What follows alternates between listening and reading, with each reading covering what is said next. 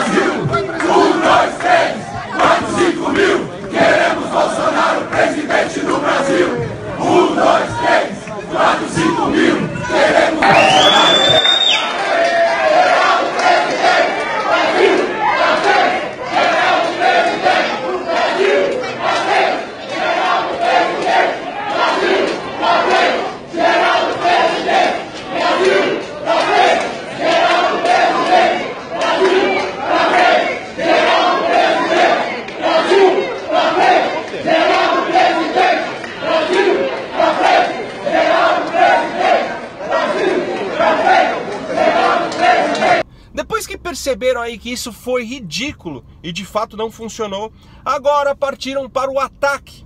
Estão tentando minar a candidatura do Bolsonaro usando aquelas velhas mentiras já saturadas, que inclusive quanto mais propagada, mais o capitão cresce na preferência popular. Olha aí essa campanha do PSDB que começou a circular essa semana. É aquela velha história. Esse papo normalmente começa com: o problema não é você, sou eu. Mas eu pensei direito. O problema é você mesmo. Simples assim. Cara, você só fala absurdo. Eu não posso confiar em alguém que é a favor da violência, é machista, racista e homofóbico. Sério. Esterilizar pobre. Mulher tem que ganhar menos? E ainda gosta de torturadores. Em que mundo você vive? Você é um atraso de vida. Eu mereço alguém melhor, em quem eu possa confiar, sabe? E com certeza não é você. Sou mulher e exijo respeito. Bolsonaro, tô fora. PSDB Mulher. Será que os marqueteiros do PSDB ainda não entenderam que alimentar essas distorções contra o Bolsonaro não cola mais? Tudo que foi falado aí nessa propaganda já foi amplamente desmistificado. E os idiotas que ainda acreditam aí nessas historinhas do candidato fascista, racista, machista, que se for eleito pretende exterminar os gays, são os mesmos idiotas que compram a narrativa esquerdista da luta de classes. E estes consideram Alckmin o candidato das elites, o candidato branco e burguês que é contra o empregado e a favor do patrão. E esses idiotas têm opções aí mais compatíveis para com eles, como o Boulos, o Ciro, a Marina ou até a Dávila. E por falar nela, e aí, Manuela, você é a favor da castração química para estupradores? Bom, mas antes que você também enxergue o Alckmin como a opção do bom senso, como o candidato do centro que se opõe à política petista, você precisa entender que lá atrás o PT e o PSDB foram essencialmente criações de um mesmo grupo de esquerdistas, empenhados em aplicar no Brasil o que Lenin chamava de estratégia das tesouras, que é a partilha do espaço político entre dois partidos de esquerda, um mais moderado e outro radical, de modo assim a eliminar toda a resistência conservadora ao avanço da hegemonia esquerdista. Nas eleições de 1990, Mário Covas declarou apoio ao Lula no segundo turno, ou seja, PT e PSDB foram juntos contra o Collor. Os dois partidos tinham uma aliança eleitoral clara, e não havia aí nesta época a pseudo-inimizade que vemos hoje. Com o impeachment do Collor, quem assumiu foi o seu vice Itamar Franco, que nomeou o sociólogo e antigo amigo do Lula, Fernando Henrique Cardoso, como ministro da Fazenda. Em 1994 foi lançado o Plano Real, que acabou com a terrível inflação que assombrava todos os brasileiros.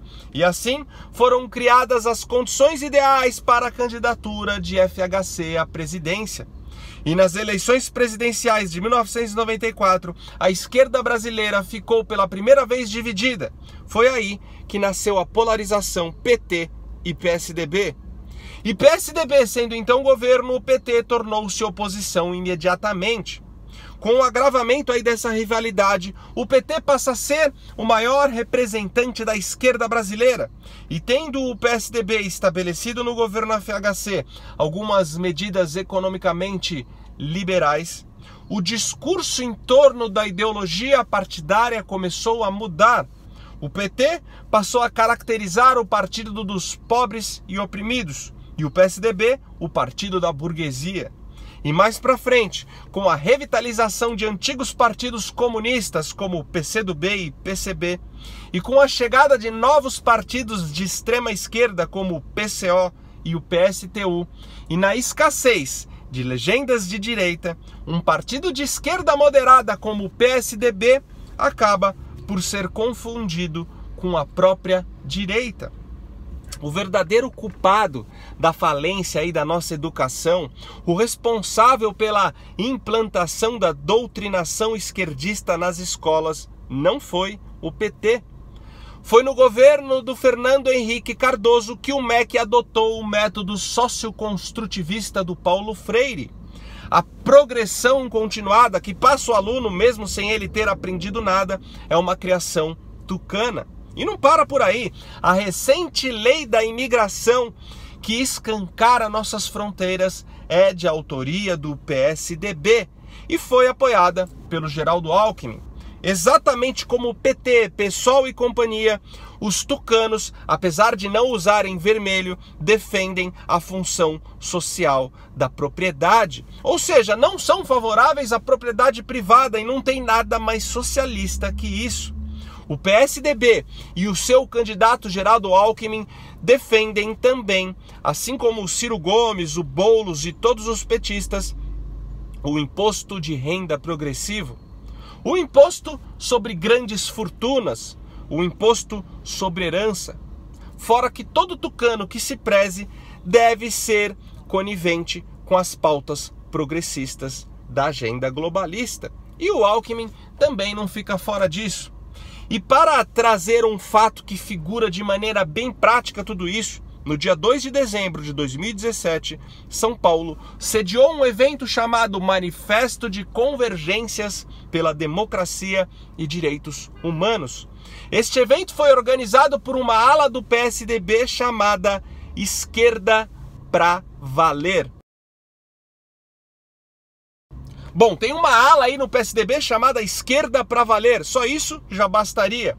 Mas esse evento que eles organizaram aqui em São Paulo era um manifesto em que o PSDB, o PT e demais partidos de esquerda se uniram para debater e adotar medidas contra o avanço conservador no Brasil.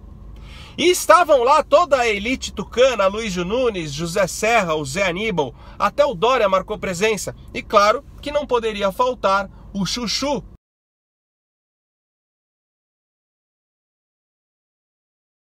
Enfim, eles perceberam que o brasileiro está acordando para a realidade. Eles entenderam que o anseio popular para essas eleições é que o Brasil deu uma drástica guinada para a direita de verdade. E por isso precisavam urgentemente adotar estratégias para impedir isso, o que de nada adiantou. Mas para finalizar aí, que o vídeo já ficou muito longo, o fato é que eu não acredito que algum político faça milagres ou que vá salvar o Brasil. Eu tenho total consciência de que o Bolsonaro não é o candidato ideal. E eu sou completamente avesso a esse fanatismo em cima da figura dele, que o transforma em um mito ou em uma espécie de popstar. Para mim, político tem que ter eleitores e não fãs. Mas a verdade é que ele é nossa única alternativa à direita com reais chances de vencer essas eleições. Fazer birrinha contra o Bolsonaro e apostar no empresário Flávio Rocha, que no governo petista se valeu de empréstimos milionários a juros camaradas do BNDES, ou no liberal Amoedo, que o povão desconhece completamente, candidatos que juntos não somam nem 1% das intenções de votos. Fazer esse tipo de aposta só vai abrir ainda mais espaço para o chuchu socialista, para o coroné alucinado ou para a ecochata da Marina. A direita tem que se unir em volta de um único presidenciável. E essa pessoa é o Bolsonaro, goste você ou não. E por hoje é só isso mesmo. Curte e compartilha esse vídeo. Confere se você está inscrito no canal, pois o YouTube anda cancelando as inscrições. Clica no sininho para você ser notificado. E se você puder me ajudar com qualquer valor para que eu possa manter esse canal em plena atividade, o link do Apoia-se está aqui na descrição. Então até o próximo vídeo. Valeu!